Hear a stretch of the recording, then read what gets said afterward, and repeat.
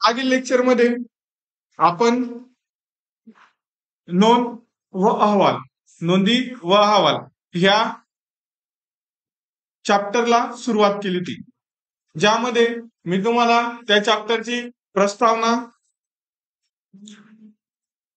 प्रस्तावनेनंतर नोंदी व अहवालांमुळे कोणती कोणती माहिती प्राप्त होते याबाबत आपण सविस्तर बघितलं होतं. नोंदीची व्याख्या, अहवालाची व्याख्या ही देखील मागील लेक्चर मध्ये तुम्हाला मी सांगितली होती. त्याच्यानंतर नोंदीचं महत्व हे देखील मागील लेक्चर मध्ये आपण बघितलं होतं. त्याच्यानंतर प्रत्येक गोष्ट ठेवण्यामागे काहीतरी तत्व असतं, काहीतरी गोष्ट बांधलेली असते. त्या गोष्टींच्या आतच राहून आपल्याला ती गोष्ट किंवा ते काम किंवा ते कार्य करायचे असतं. बरोबर, त्यालाच काय म्हणतात? प्रिन्सिपल्स म्हणतात. प्रिन्सिपल्स म्हणजेच काय? तत्वे. आपण काय बघितलं होतं? नोंदींची तत्वे. कोणते कोणते तत्वे बघितले होते आठवतात का? नोंद ही सुवाच्य अक्षरात हवी, नोंद पूर्ण ठेवावी, अपूर्ण ठेवू नये. त्यानंतर मी तुम्हाला उदाहरणांसहित सांगितलं होतं, जर नोंद पूर्ण ठेवली तर काय बेनिफिट, काय फायदा होऊ शकतो, आणि जर नोंद अपूर्ण ठेवली तर काय नुकसान होऊ शकतं, हे देखील मी तुम्हाला मागील लेक्चर मध्ये सांगितलं होतं. त्यानंतर नोंदींमध्ये कंटिन्युटी असावी, म्हणजेच काय? सातत्यता असावी, हे देखील तुम्हाला सांगण्यात आलं होतं. हे कशामध्ये बघितलं होतं आपण? नोंदींच्या तत्वांमध्ये. नोंदींमध्ये गोप्यता पाळावी, त्याच्यामध्ये तुम्हाला एक उदाहरण सांगितलं होतं, ते म्हणजे कुठल्या रुग्णाचं उदाहरण सांगितलं होतं? कुठल्याही आजारानं, कुष्ठरोग असेल, क्षयरोग असेल किंवा HIV एड्स असा संसर्गजन्य आजार असेल, अशा रुग्णांचं आपण उदाहरण कशामध्ये घेतलं होतं? नोंदींच्या तत्वांमध्ये घेतलं होतं. आलं इथपर्यंत लक्षात? शिकवलं होतं इथपर्यंत? आज आपण बघूया नोंदींचे उपयोग. काय बघूया आपण? नोंदींचे उपयोग. नोंदींचे उपयोग हे 4 व्यक्तींसाठी किंवा 4 वेगवेगळ्या संघटनांसाठी केला जात असतो. कुठली कुठली संघटना आहेत? पहिलं कोण आहे? आपण स्वतः म्हणजे कोण? परिचारिका. आपण स्वतः म्हणजे कोण? परिचारिका. दुसरं डॉक्टर. दुसरं कोण आहे? डॉक्टर. तिसरं आरोग्य संघटना, व्यक्ती किंवा कुटुंब, आरोग्य संघटना. आणि शेवटचं म्हणजे व्यक्ती किंवा कुटुंबासाठी. हे काय होते नोंदींचे उपयोग? 4 भागांमध्ये नोंदींच्या उपयोगाला काय केलेलं आहे? विभाजित केलेलं आहे. काय केलं आहे? विभाजित. नोंदींच्या उपयोगाला किती भागांमध्ये विभाजित केलेलं आहे? 4. पहिलं कोणासाठी? परिचारिकांसाठी. दुसरं कोणासाठी? डॉक्टरांसाठी. तिसरं कोणासाठी? आरोग्य, आणि शेवटचं कोणासाठी केलेलं आहे? व्यक्ती किंवा कुटुंबासाठी. हे काय झालं? उपयोग. कशाचा उपयोग? नोंदींचा. सर्वप्रथम आपण बघूया परिचारिकांसाठी नोंदीचा उपयोग कशा प्रकारे होत असतो, किंवा नोंदींचा उपयोग करून परिचारिकेला कुठल्या प्रकारची, कोणत्या प्रकारची मदत होत असते. सर्वात प्रथम नोंदींमुळे व्यक्ती व कुटुंबाला दिलेल्या सेवांची मूलभूत तत्व समजतात. नोंदींमुळे कुटुंबाची आरोग्य स्थिती समजते. नोंदींमुळे दिलेल्या सेवांची, द्यावयाच्या सेवांची, आरोग्यविषयक साध्य करायची ध्येय इत्यादींची माहिती मिळत असते. जे कार्य आपण देत आहोत कोणाला? कुटुंबाला, ते आपल्याला कशामुळे लक्षात येतील? नोंदींमुळे. बरोबर? कसं काय लक्षात येतील? उदाहरणानुसार सांगायचं जर म्हटलं, आपण एक कार्य करतो समाजामध्ये गेल्यानंतर, ते म्हणजे कुठलं? गृहभेट. कुठलं कार्य? गृहभेट. गृहभेट देतो. आजची दिनांक 6 फेब्रुवारी 2025. हे उदाहरणार्थ एखादं विशिष्ट कुटुंब आहे, त्या कुटुंबाला तुम्ही काय दिली? गृहभेट दिली. बरोबर? गृहभेट दिल्यानंतर त्या कुटुंबामध्ये जाऊन तेथील वयोवृद्ध व्यक्तींची तुम्ही काय तपासलं? उच्च रक्तदाबाची काय केली? तपासणी केली. बरोबर? तुम्ही परत त्याच कुटुंबाला काय दिली? गृहभेट दिली. बरोबर? काही कालांतर म्हणण्यापेक्षा तुम्ही 6 एप्रिल 2025 25 लाख त्या कुटुंबाला पुन्हा एकदा झालेली भेट दिली. 17 लाख भेट देऊन जर उच्च रक्तदाबाची बीपीची तपासणी केली त्याच्याने आपल्याला काही फायदा होईल का? नाही. हे काय झालं? रिपिटेशन झालं. रिपिटेशन म्हणजेच काय? परत परत तीच गोष्ट आपल्याकडनं घडत गेली. त्याच्यामुळे कुटुंबाला किंवा त्या व्यक्तीला काही फायदा पोहोचेल का? नाही. तर ही गोष्ट होऊ नये म्हणून आपण काय करत असतो? नोंद ठेवत असतो. कशाच्या माध्यमानं? विशिष्ट कुटुंब, विशिष्ट घर, त्या घराचा क्रमांक, त्या घराच्या क्रमांकानंतर त्या घरातील कुटुंबातील व्यक्तींचे नाव, त्या व्यक्तींच्या नावांपैकी कुठल्या व्यक्तींना आपण कुठली सेवा दिली ते. मग परत 2 महिन्यानंतर आपण त्या कुटुंबामध्ये गेलो तर परत आपल्याकडनं तीच सेवा त्या व्यक्तीला किंवा त्या कुटुंबाला दिली जाईल का? नाही. तर आपण आपल्या सेवेमध्ये काय करू? बदल घडू, जेणेकरून जितकी जास्त सेवा, जितकी जास्त आरोग्य सेवा त्यांना पोहोचवायची आहे तेवढी आपल्याला काय करते? पोहोचवता येईल. आली इथपर्यंत लक्षात? परत आपण तिथे जाऊन उच्च रक्तदाबाची तपासणी करू का त्या घरात? नाही. आता आपण कशाची तपासणी करू? मधुमेहाची तपासणी करू. हे कशामुळे शक्य झालं? तर आपण ठेवलेल्या नोंदींमुळे शक्य झालं. कशामुळे शक्य झालं? आपण ठेवलेल्या नोंदींमुळे. नंतर नोंद ठेवली, एखादं विशिष्ट कुटुंब आहे, त्या विशिष्ट कुटुंबामध्ये तुम्ही उच्च रक्तदाबाची तपासणी केली. उच्च रक्तदाबाची तपासणी केली, तपासणीच्या दरम्यान तुम्हाला कळालं की या विशिष्ट व्यक्तीला उच्च रक्तदाबाचा काय आहे? आजार आहे. काय आहे? उच्च रक्तदाबाचा आजार आहे. मान्य केलं? आपण त्याची ठेवली नोंद. बरोबर. आता एक सर्वेक्षण आला त्या गव्हर्नमेंटकडनं किंवा शासनाकडनं किंवा आपल्याला आता डेटा कलेक्ट करायचा आहे, ज्यामध्ये आपल्याला आपल्या गावातील किंवा आपल्या गल्लीतील किती लोक उच्च रक्तदाबापासून ग्रहित आहेत. बरोबर. ही माहिती आपल्याला कुठे मिळेल? आपण ठेवलेल्या नोंदींमधनं मिळेल. कुठून मिळेल? आपण ठेवलेल्या नोंदींमधनं. पुढे आपण बघूया.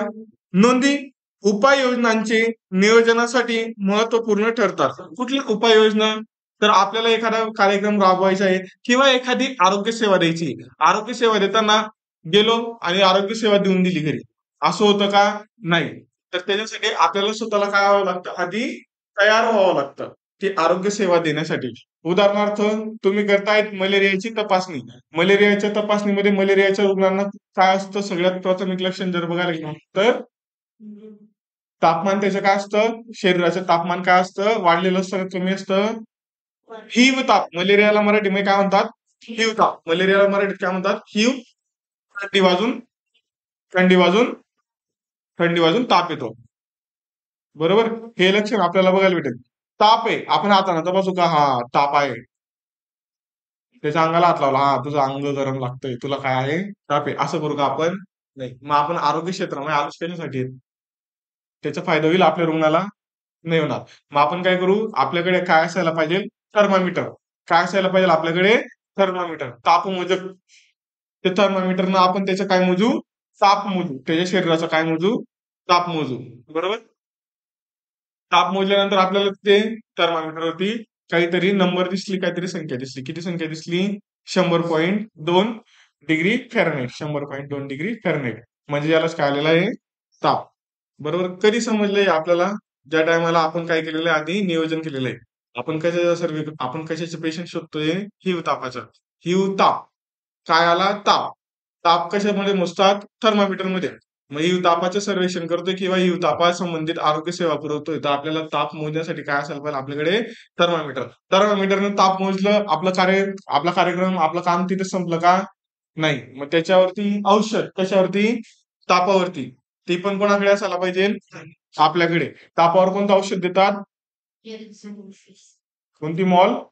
पॅरासिटामॉल. पॅरासिटामॉलचे औषध तापावरती देतात. बरोबर. ती पण आपल्या जवळ असायला पाहिजे. हे कधी राहील? ज्या टायमाला आपण त्या कामाचं काय करू? नियोजन करू. हे सगळं करणं कशामुळे शक्य होतं? नोंदींमुळे शक्य होतं. कशामुळे शक्य होत असतं?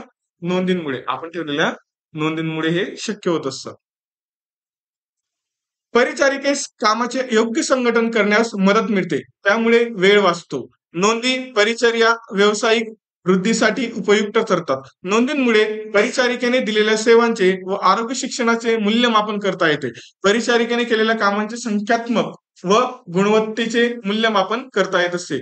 मूल्यमापन करणं म्हणजेच काय करणं, अनालाइज करणं. जर माझ्या भाषेमध्ये सांगायला गेलो तर काय कमवलं आणि काय गमवलं, म्हणजेच काय करायला पाहिजे होतं आणि काय केलं नाही. हे कशामुळे समजेल आपल्याला, कशामुळे समजेल, नोंदींमुळे. आलं इथपर्यंत लक्षात? हे सगळं कशामुळे शक्य होतं, नोंदींमुळे. आपण काय बघितलं आता, नोंदींचा उपयोग. काय बघितलं आपण, नोंदींचा उपयोग साठी, कोणासाठी, परिचारिकांसाठी. काय बघितलं आपण, नोंदींचा उपयोग कोणासाठी बघितला, परिचारिकांसाठी. आलं इथपर्यंत लक्षात? पुढे आपण नोंदींचा उपयोग कोणासाठी बघूया, डॉक्टरांसाठी. पुढे आपण नोंदींचा उपयोग कोणासाठी बघूया, डॉक्टरांसाठी. चला मग बघायचं. सेवांचा पाठपुरावा व मूल्यमापनासाठी उपयुक्त ठरते. शैक्षणिक कार्यात एक साधन म्हणून नोंदींचा उपयोग केला जातो. कोणत्याही संस्थेत केलेले तपासण्या नोंदी या रोग निदान करण्यास मदत करतात. सेवांचा पाठपुरावा करणं. पाठपुरावा करणं म्हणजे काय करणं, पाठपुराव्याला इंग्रजीमध्ये शब्द आहे फॉलो. पाठपुराव्याला इंग्रजीमध्ये काय शब्द आहे, फॉलो. म्हणजेच काय, उदाहरणांवरनं लक्षात ठेवा. पाठपुरावा करणं म्हणजेच काय करणं, उदाहरणांवरनं लक्षात ठेवा. बघा, आपण एका कुटुंबाला भेट, बरोबर, त्या कुटुंबातील 4 व्यक्तींची आपण काय केली, तपासणी केली, बरोबर. कशाच्या दरम्यान, तर हिवताप मोहिमेच्या दरम्यान, राष्ट्रीय हिवताप निर्मूलन मोहिमेच्या दरम्यान. उदाहरण सांगतोय हा. हिवतापात आपण तपासणी केल्यानंतर आपल्याला समजलं की या कुटुंबाची राम नावाचा व्यक्ती, याला काय आहे, हिवताप आहे. काय आहे, हिवताप. बरोबर. कशावरून समजलं, आपण एक्स्ट्रा घेतलं, तापमान घेतलं. काय घेतलं, तापमान घेतलं. तापमानावर त्याच्या शरीराचं तापमान काय होतं, वाढलेलं होतं. वाढलेलं, त्याच्यावरून आपण काय समजलं असेल, हिवताप. बरोबर. मग तापावरती त्याला सिटामॉल, पॅरासिटामॉलची गोळी दिली. गोळी दिल्यानंतर आपलं काम तिथे संपतं का, आपलं काम तिथे संपून गेलं का, नाही. मग आपल्याला काय करावं लागेल, त्याचा काय घ्यावं लागेल, रेग्युलर फॉलो. या व्यक्तीला मलेरिया झाला तर घरामधल्या इतर व्यक्तींना आपण काय होऊ शकतो, मलेरिया होऊ शकतो. Do you know cycle of malaria. तुम्हाला मलेरियाची सायकल माहित आहे का, माहिती आहे का, काय होतं,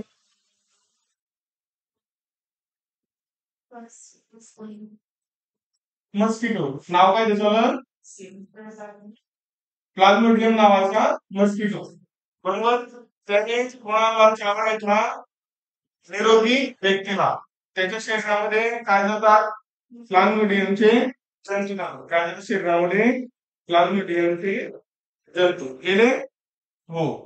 मग नंतर या व्यक्तीला एक साधारण काय डास आहे. कोणता डास आहे, साधारण डास. ज्याला काय, कसला डास नाही, तो मलेरियाचा, जो की आपल्याला जर चावलं तर त्याच्यामुळे कुठलाही आजार आपल्याला होणार नाही, असा साधा सिंपल बिचारा डास आहे. बरोबर. ह्या डासाने, या मच्छरने जर मलेरिया झालेल्या, कोणता, मलेरिया झालेल्या व्यक्तीला चावा घेतला, चावलं, तर याचं रक्त, कोणाचं, ज्या व्यक्तीला मलेरिया झालेला आहे त्या व्यक्तीच्या शरीरातील रक्त कोणाच्या पोटात जाईल. तुम्हाला माहिती ना, डास कशासाठी चावतो, तर आपल्या शरीरातील रक्त पिण्यासाठी. बरोबर. ज्या व्यक्तीला मलेरिया झालेला आहे त्या व्यक्तीला जर एखाद्या हेल्दी म्हणजे काय, जो मलेरियाचा डास नाहीये, त्या डासाने चावा घेतला तर याच्या पोटामध्ये कसलं रक्त जाणार, मलेरिया झालेल्या व्यक्तीचं रक्त जाईल. मलेरियाचा जंतू कशामध्ये असतो, रक्तामध्ये. कशामध्ये असतो, रक्तामध्ये. मलेरियाचं रक्त या डासाच्या पोटात गेलं की हा साधारण मच्छर पण काय होऊन जाईल, मलेरियाचा मच्छर होऊन जाईल. काय मच्छर होऊन जाईल, मलेरियाचा मच्छर. या मच्छरने घरात, ज्या व्यक्तीला झाली होतं घरामध्ये मलेरिया, या व्यक्तीला झालं, बरोबर. ओरिजिनल मलेरियाचं मच्छर चावून कुठेतरी उडून चालला गेला किंवा याने त्याला मारून टाकलं.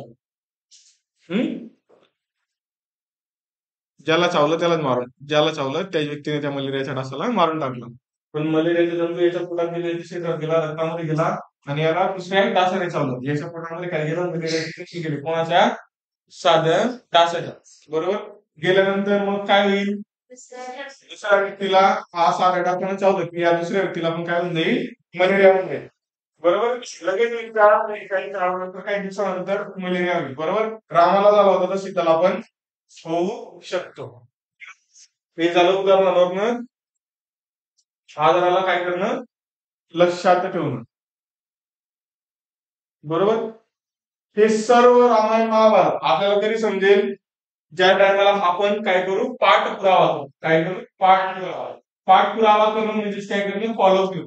मलेरियाची गोळी दिली, 2 दिवसानंतर किंवा एका दिवसानंतर आपण पुन्हा त्या घरी जाऊ, त्या घरामध्ये अजून दुसऱ्या कोणत्या व्यक्तीला हिव तापाचा आजार झालेला आहे का किंवा नाही हे तपासू, किंवा ज्याला पॅरासिटामॉलची गोळी दिली होती त्याचा हिव ताप कमी झाला आहे का नाही हे तपासू. डू यू नो, पॅरासिटामॉलच्या व्यतिरिक्त मलेरियावरती अजून दुसरं कोणतरी औषध वापरलं जातं, माहिती का त्या औषधाचं नाव? माहिती का कुठलं औषध वापरतात, तर क्लोरोक्युनिन. कुठलं औषध वापरतात, क्लोरोक्युनिन. क्लोरोक्युनिन नावाचं औषध कशावर वापरतात, कशावर वापरतात, मलेरिया. कुठलं औषध वापरतात, क्लोरोक्युनिन. कुठलं औषध वापरतात, क्लोरोक्युनिन. मला इथपर्यंत लक्षात, नक्की जायचं पुढे. समजलं मग डॉक्टरांसाठी नोंदींचा उपयोग कसा होत असतो, या सगळ्या गोष्टी नंतर शिक्षणाचं एक साधन म्हणून. तर हे होतं काय, नोंदींचा उपयोग कोणासाठी, तर डॉक्टरांसाठी. आलं लक्षात. यामध्ये काय बघत होतो आपण, शैक्षणिक कार्यात एक महत्वाचं साधन म्हणून नोंदींचा उपयोग केला जातो. कशा प्रकारे नोंदींचा उपयोग शैक्षणिक कार्यामध्ये महत्वाचं साधन म्हणून केला जाऊ शकतो, तर नोंदींमुळे आपल्याला सांख्यिकी उपलब्ध होते. नोंदींमुळे आपल्याला काय होते, सांख्यिकी उपलब्ध होते. ह्यामध्ये जर एक सुंदर उदाहरण द्यायचं म्हटलं तर कोविडचं. तुम्हाला माहिती आहे कोविडमध्ये रेमडेसिवीर नावाचं स्टेरॉइडचं इंजेक्शन हे वापरल्यामुळे काही लोकांना त्याचा काय जाणवला, साईड इफेक्ट जाणवला. हे कधी समजेल, ज्या टायमाला आपण रेमडेसिवीर घेतलेल्या व्यक्तींची संख्या कुठे काय केली असेल, लिहून ठेवली असेल. लिहिलेली असेल म्हणजेच काय केलं असेल, तिचं नोंद ठेवलं असेल, बरोबर. मग याच्यावरनं संशोधन करायला, अभ्यास करायला सगळ्यांना काय होते, मदत होते. कशावरनं, ह्याच आकड्यावरनं, या सांख्यिकीवरनं. कुठून मिळाली, तर नोंदींमधून मिळाली. आलं इथपर्यंत लक्षात. पुढे आपण बघूया नोंदींचा नोंदींचे नोंदींचा उपयोग कुठे, कोणासाठी, तर आरोग्य संघटनांसाठी. कोणासाठी, आरोग्य संघटनांसाठी. इथपर्यंत शिकवलं, काही अडचण असेल तर तुम्ही विचारू शकता.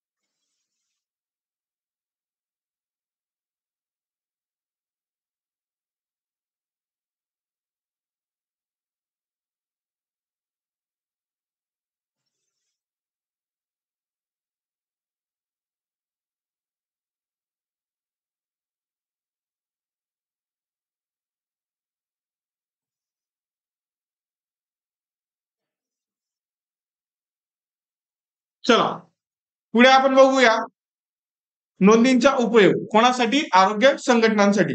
नोंदी समाजाच्या गरजांचे मूल्यांकन करण्यासाठी उपयुक्त असते.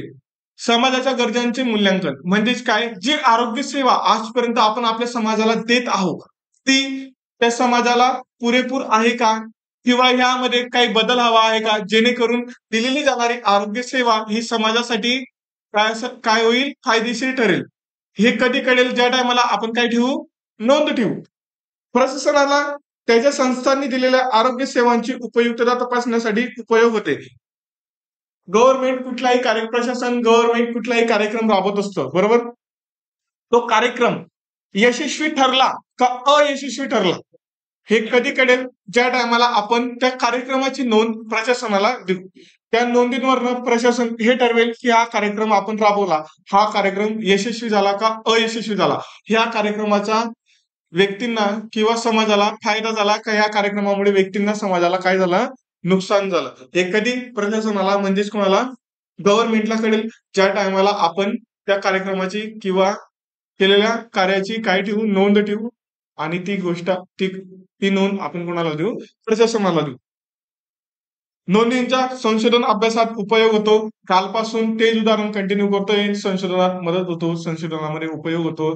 काय नोंदींमुळे काय उपलब्ध होते, सांख्यिकी एक आकडा उपलब्ध होतो, आणि त्या आकड्याच्या आधारावर काय केलं जातं, संशोधन केलं जातं. ज्यामुळे काय होतं, संशोधनाला खूप मोठा फायदा होतो आणि मदत होतो. आर्थिक नियोजनासाठी उपयोग होतो. प्रत्येक कर्मचाऱ्यांना दिलेल्या आरोग्य सेवांचा पुरावा उपलब्ध होतो. नोंद जर ठेवली तर काय करतं, जेवढे पण आरोग्य सेवक आहे, जेवढे पण आरोग्य कर्मचारी आहे, यांनी काय केलेलं आहे, काम केलेलं आहे. आपण 10 लोकांना किंवा 10 आरोग्य कर्मचाऱ्यांना कामाला लावलं, कुठल्या तरी कार्यक्रमासाठी किंवा कुठल्या तरी कामासाठी कामाला लावलं, बरोबर. केल्यानंतर काहीच त्याचा रेकॉर्ड नाही, काहीच नोंद नाही, तर यांनी हे काम केलं का नाही केलं हे कशावर ठरवणार? तो स्वतः तर सांगेल की मी काम केलं, पण आपल्याला माहिती का काम केलं का नाही केलं? तर कधी कळेल? ज्या टायमाला तो त्या केलेल्या कामाची आपल्याला काय दाखवेल, नोंद दाखवेल. पुढे, नोंदी केलेल्या खर्चाचे समर्थनास उपयोगी पडतात. नोंदींमुळे आरोग्य कर्मचारी व इतरांना मार्गदर्शन करण्यास महत्वाचे असतात व नोंदींमुळे दिलेल्या सेवांची सांख्यिकी व गुणवत्ता समजते. यावरती ही जेवढी पण थेअरी मी आता वाचली, याच्यावरती खूप सारे उदाहरणं मी आधीच दिलेले आहेत, बरोबर. परत ह्या गोष्टीचे उदाहरण देण्याची गरज नाही. त्या उदाहरणांना जोडून तुम्ही पुढील सदरील थेअरी लक्षात ठेवू शकता. पुढे आपण बघूया नोंदींचा उपयोग कोणासाठी, तर व्यक्ती व कुटुंबांसाठी. कुटुंबातील सदस्यांना त्यांच्या आरोग्यविषयक गरजांची जाणीव होते. कुटुंबाला शिक्षण देताना एक साधन म्हणून आपण कशाचा वापर करू शकतो, नोंदींचा वापर करू शकतो. शिक्षण म्हणजे कोणतं शिक्षण येईल इथे, बीएचे शिक्षण नाही, बीकॉमचे शिक्षण, 12वीचे शिक्षण, 10वीचे शिक्षण, मग कुठलं शिक्षण देऊ आपण, व्हेरी गुड, आरोग्य शिक्षण देतो आपण. कुठलं शिक्षण देतो, आरोग्य शिक्षण. ते आरोग्य शिक्षण देताना एक महत्वाचं साधन म्हणून नोंदींचा उपयोग केला जाऊ शकतो. जर आपण नोंद ठेवली, ह्या कुटुंबामध्ये मधुमेहाचं रुग्ण आहे, नोंद ठेवलेली आहे, आरोग्य शिक्षण कशावर देऊ, मग आपण त्या कुटुंबामध्ये मधुमेहावरतीच देऊ, बरोबर. जरी नोंद ठेवली नसती तर तिथे आपण जाऊन कशाचं आरोग्य शिक्षण दिलं असतं, हृदयविकाराचा, ज्याचा काही फायदा झाला असता का त्या कुटुंबाला, नाही. गरज त्यांना मधुमेहावरती आरोग्य शिक्षणाची.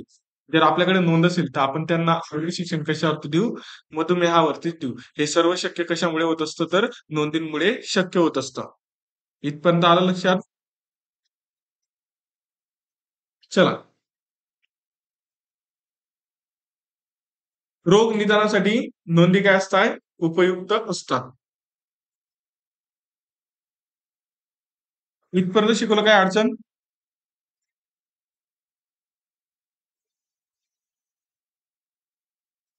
पुढे आपण बघूया काय, नोंदींचे प्रकार.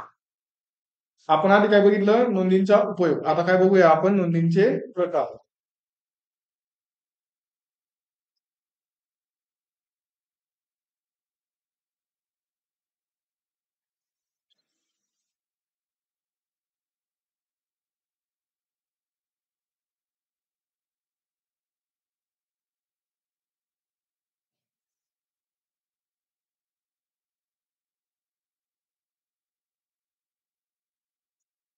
नोंदींचे एकूण 4 प्रकार असतात. किती प्रकार असतात, 4.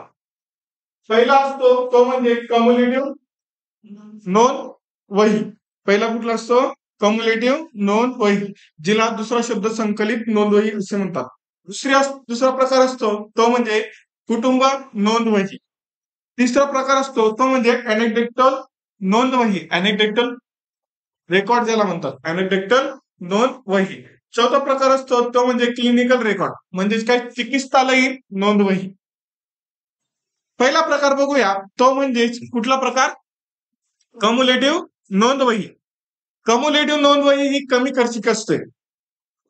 एकाच वेळी या कम्युलेटिव्ह नोंदवहीमुळे खूप सारी माहिती प्राप्त होत असते. यामुळे वेळेचाही बचाव होत असतो. एका व्यक्तीसाठी स्वतंत्र नोंदवही ठेवण्यापेक्षा एकाच वेळी म्हणजेच काय, प्रत्येक वेळी नवीन नोंदवही ठेवण्यापेक्षा कम्युलेटिव्ह नोंदवही ठेवली तर ते काय होते, अगदी योग्य होते. कम्युलेटिव्ह नोंदवही कोणासाठी वापरली जाते? तर शालेय मुलांसाठी वापरली जाते.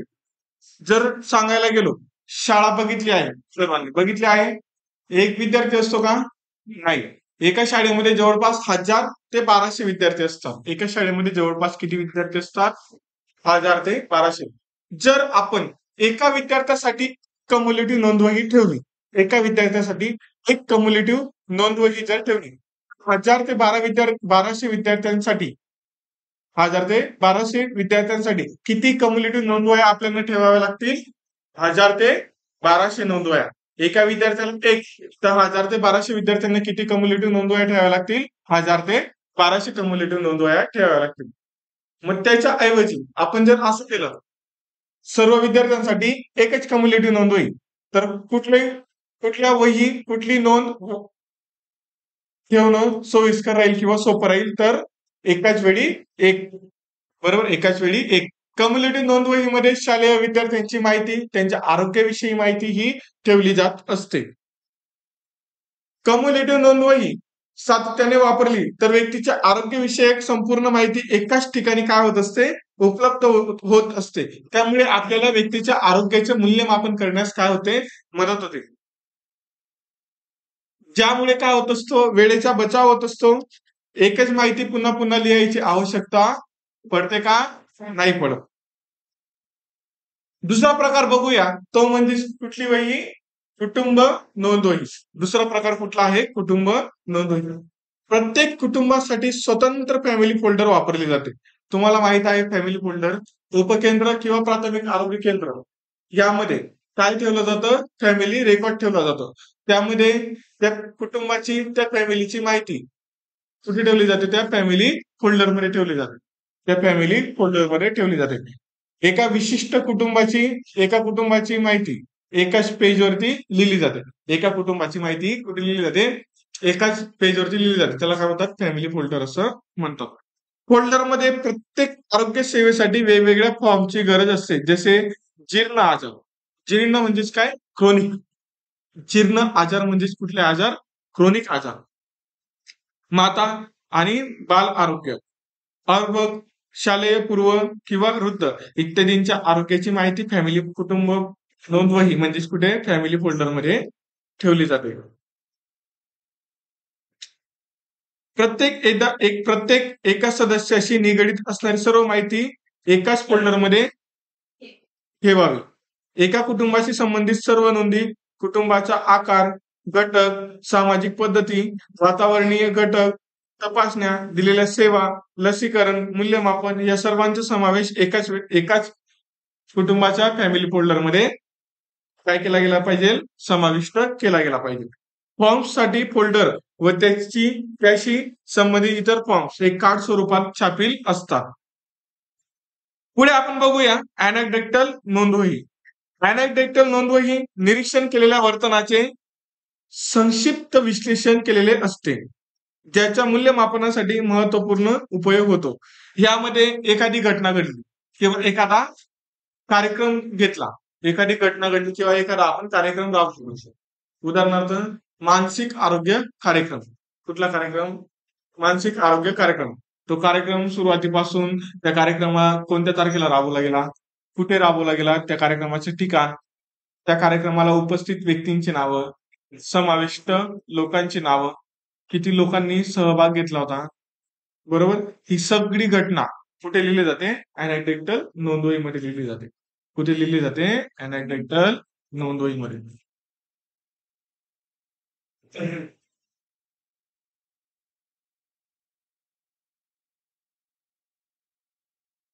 ही नोंदवही मुख्य करून आरोग्य संस्था आणि शैक्षणिक संस्थांमध्ये वापरली जाते. ही नोंदवही कुठे वापरली जाते? आरोग्य संस्था व शैक्षणिक संस्थांमध्ये वापरल्या जातात.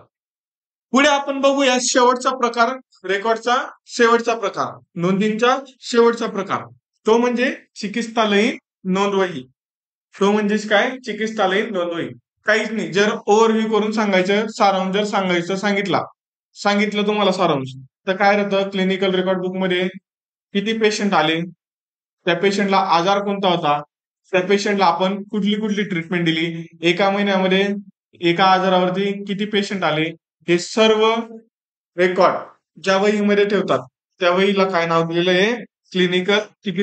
क्लिनिकल रेकॉर्ड किंवा मराठीमध्ये चिकित्सालयीन नोंदवही.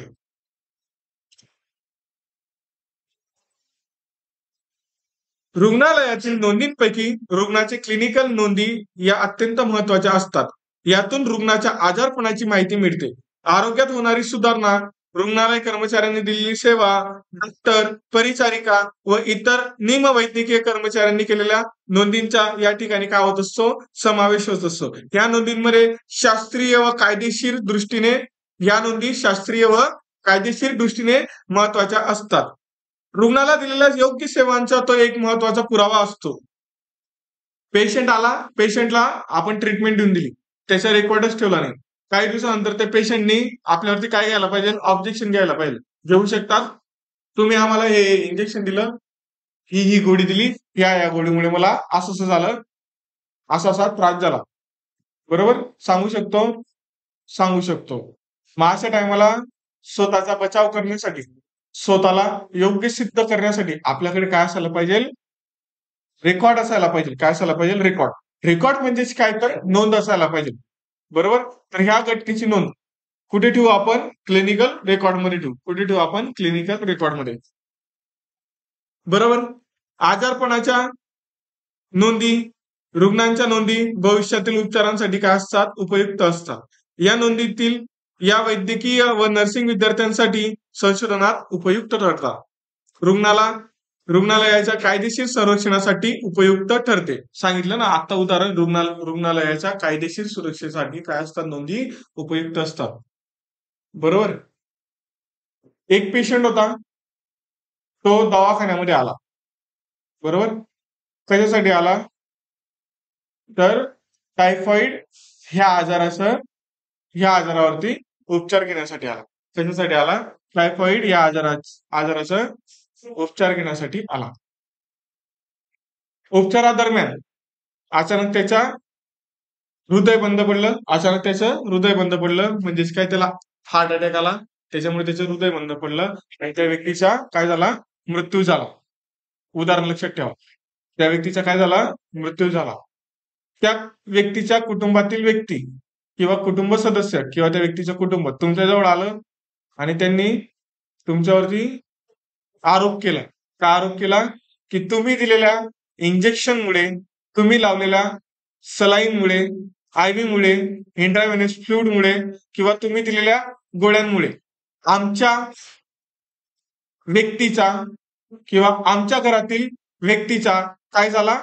मृत्यू झाला. घेऊ शकतात? हो, ऑब्व्हियसली घेऊ शकतात. आता तुम्हाला तुमच्या स्वतःचा बचाव करायचा आहे, तर कसा करणार? तुम्ही त्या व्यक्तीला जे इंजेक्शन दिलं असेल, जे इंट्राव्हेनस फ्लुइड दिलं असेल किंवा कुठल्याही प्रकारची औषधी दिल्या असतील, याची तुम्ही काय ठेवली? नोंद ठेवली, बरोबर. ही औषध त्या व्यक्तीला दिली, बरोबर, याची तुम्ही ठेवली नोंद, बरोबर. तुम्हाला माहितीये किंवा सगळ्या लोकांना माहितीये, आरोग्य कर्मचाऱ्यांना माहिती की अशा प्रकारची औषध दिली, असा कुठल्याही प्रकारचा साईड इफेक्ट कुठल्याही रुग्णावरती होत नसतो, बरोबर. त्यांनी तुमच्यावर केस केली, तुम्ही गेले कोर्टामध्ये गेल्यानंतर तुम्ही स्वतःला सिद्ध करण्यासाठी तुमच्याकडे काय होता? रेकॉर्ड. तो रेकॉर्ड कोर्टामध्ये तुम्ही दाखवला, बरोबर. सर, हा पेशंट ह्या तारखेला आमच्याकडे आला होता, याची एंट्री आमच्या क्लिनिकल रेकॉर्डमध्ये ही बघा. आम्ही याचं निदान केलं, म्हणजेच काय केलं? डायग्नोसिस केलं. डायग्नोसिस केल्यानंतर आम्हाला कळालं की हा व्यक्ती टायफॉइड विडाल पॉझिटिव्ह आहे किंवा याला टायफॉइड आहे.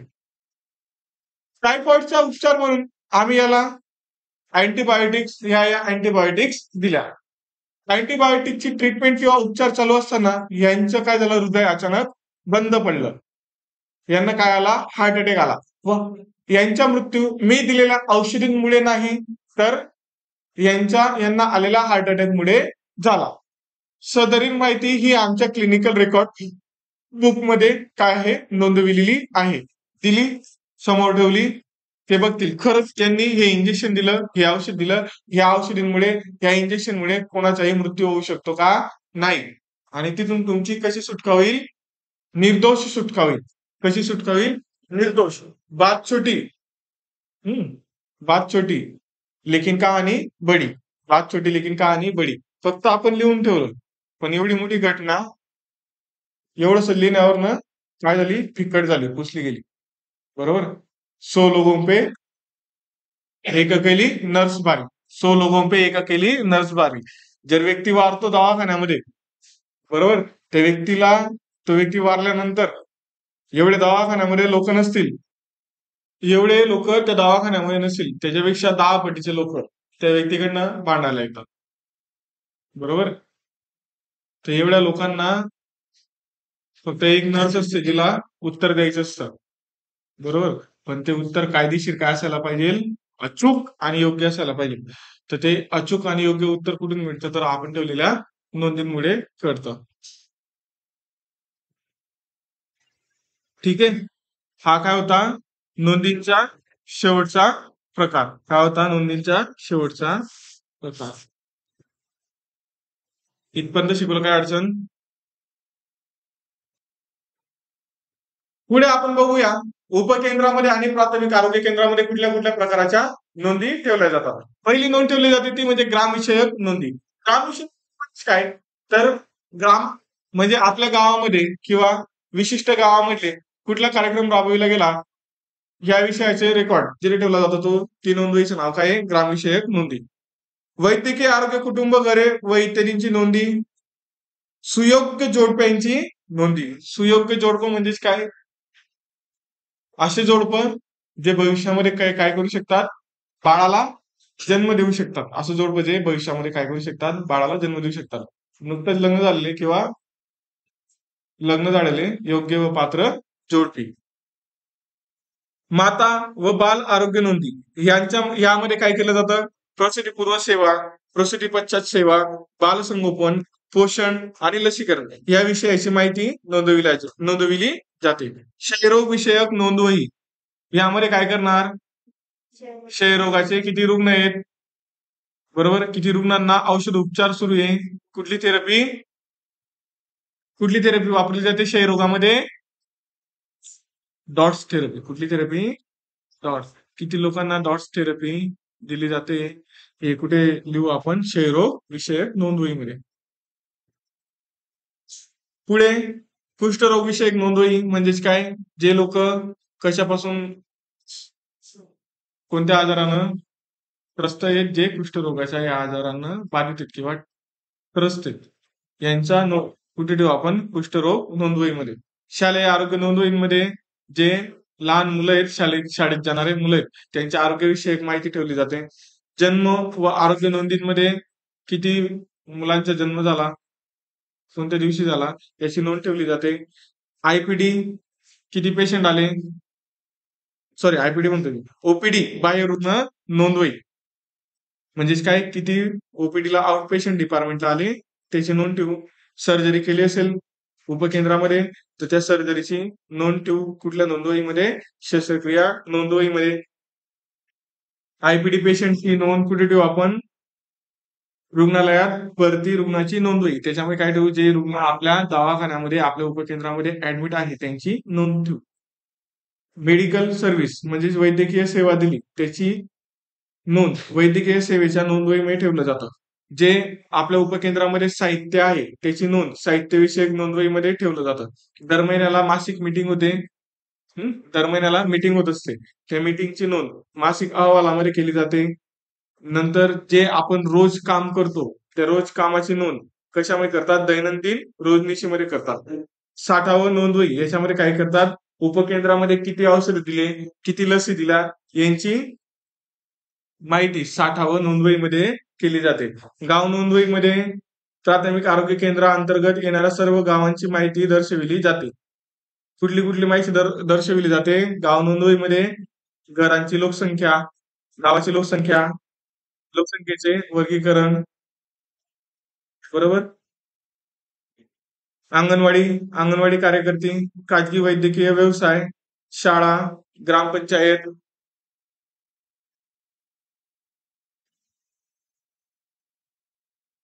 याची नोंद कुठे केली जाते? गाव नोंदवहीमध्ये. त्यानंतर प्रशिक्षित दाई, स्वयंसेवी संस्था इत्यादींची नोंद पण गाव नोंदवहीमध्ये केली जात असते.